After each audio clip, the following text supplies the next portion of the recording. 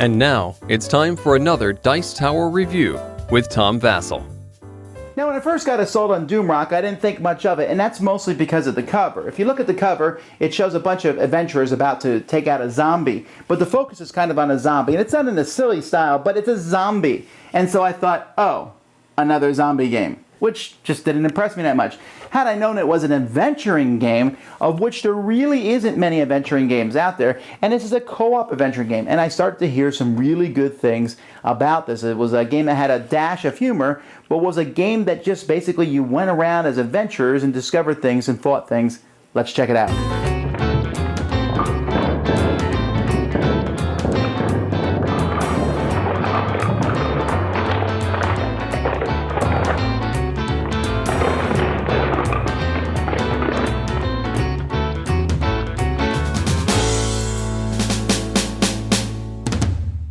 Now, I'm not going to go over every rule in the game. I'm just going to give you an overview of how the game works. Players are going to be taking either the rogue or the warrior or the ranger or the mage or the witch or the paladin.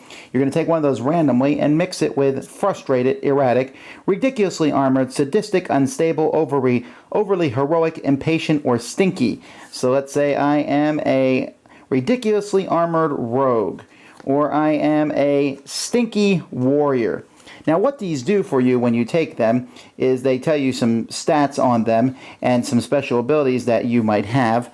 And you also will get special abilities. For example, if you're stinky, you'll get this garlic breath.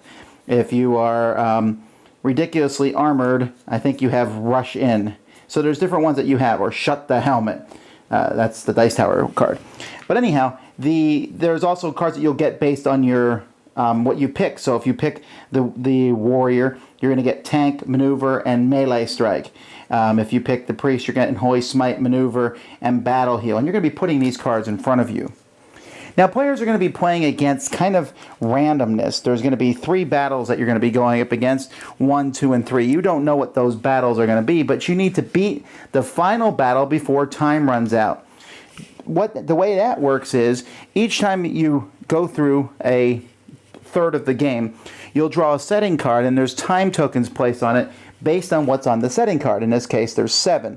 You have to, when those settings run out, you're going to have to fight battle 1. When the time runs out of the next setting, you have to fight battle 2. When the time runs out of the third one, you better be ready to fight battle 3, and by that, you need to explore through this deck and go through all these locations until you get to the Doomrock location where you will have the final battle. You'll start with 3 locations up, and players as a whole, as a group, are going to decide what to do on their turn with their party token. And where they go and what they do, like they can pay a time token to discover a new location from the deck and flip it over.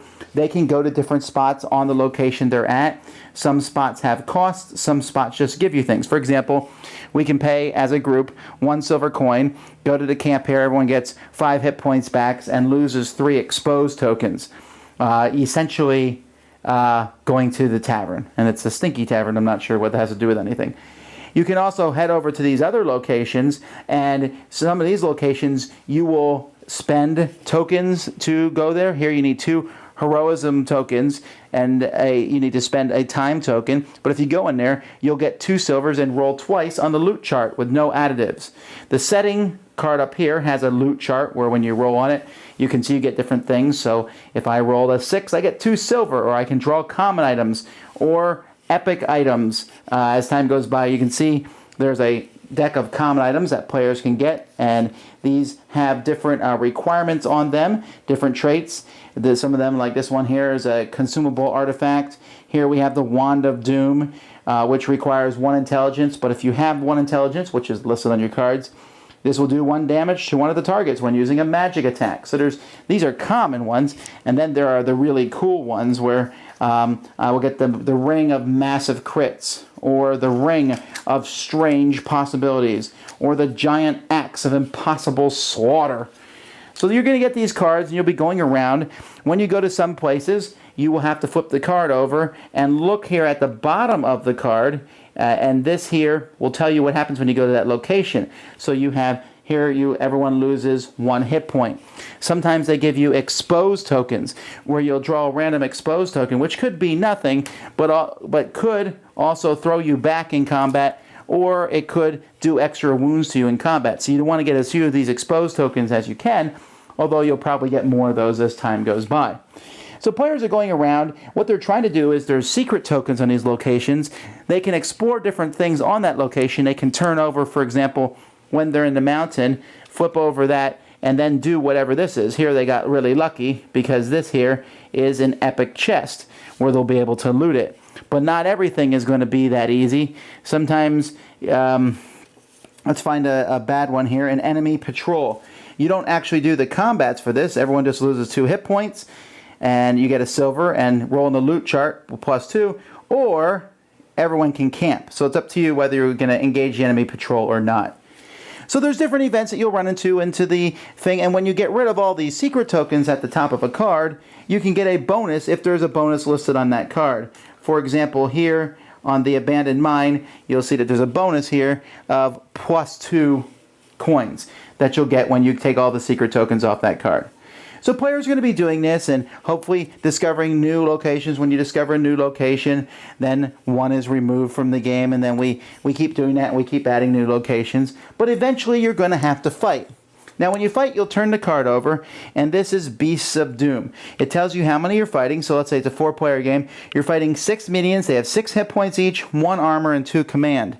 You will also go through this deck here, and here's the Beasts of Doom pack, and you're going to be shuffling these, and you're going to be using these to show what the Beasts of Doom will do each turn. Now combat is going to take place where you're going to put your heroes out on the table, and your heroes will have different symbols, and you'll also be putting monsters out on the table, and location doesn't matter so much as you are simply going to utilize cards and actions to move next to monsters and attack them, or move away from monsters. Monsters will move to you in groups, and you have to fight the monsters. The location doesn't matter, but it matters for how some of the cards work.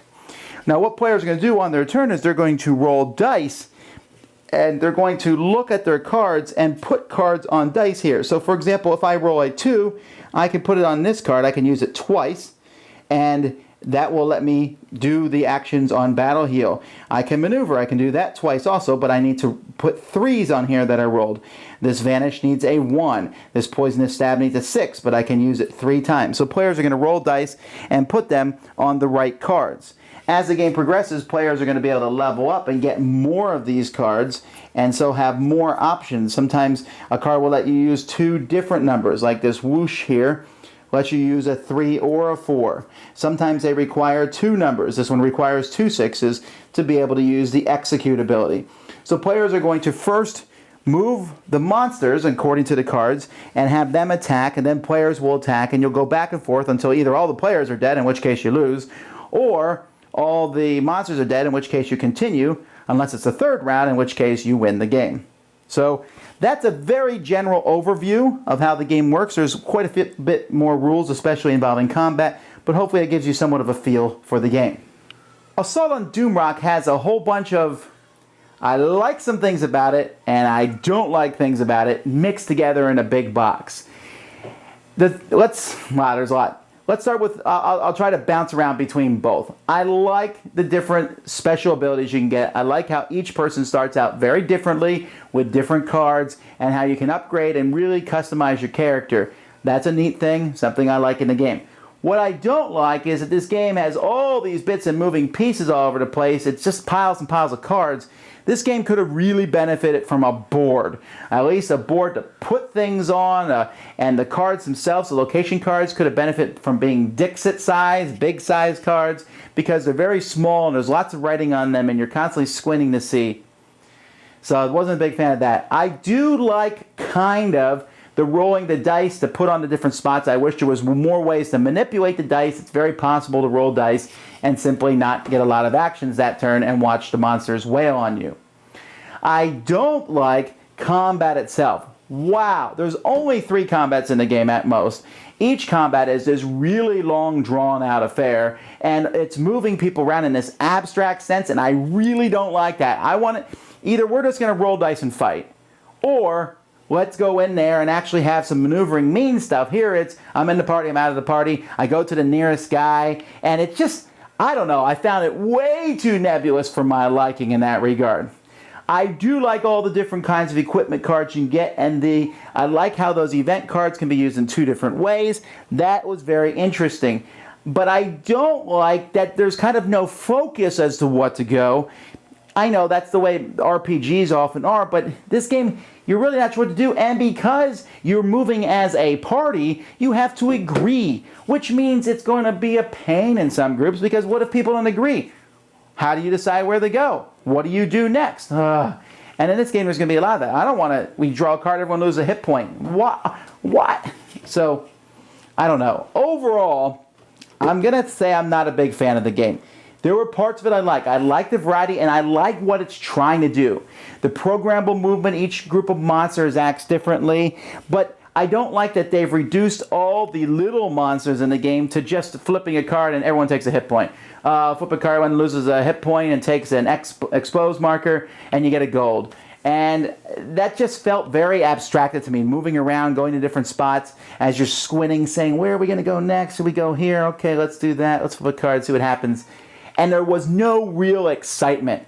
The only excitement in the game comes from the battles, and they just got old quick. It was like, okay, you draw a card. Okay, how does that monster move? Blah, blah, blah, blah, blah, blah, blah. All right, now take your actions. Okay, I draw a card. How does the monster move? Blah, blah, blah, blah. I really missed out on a sense of adventure and excitement.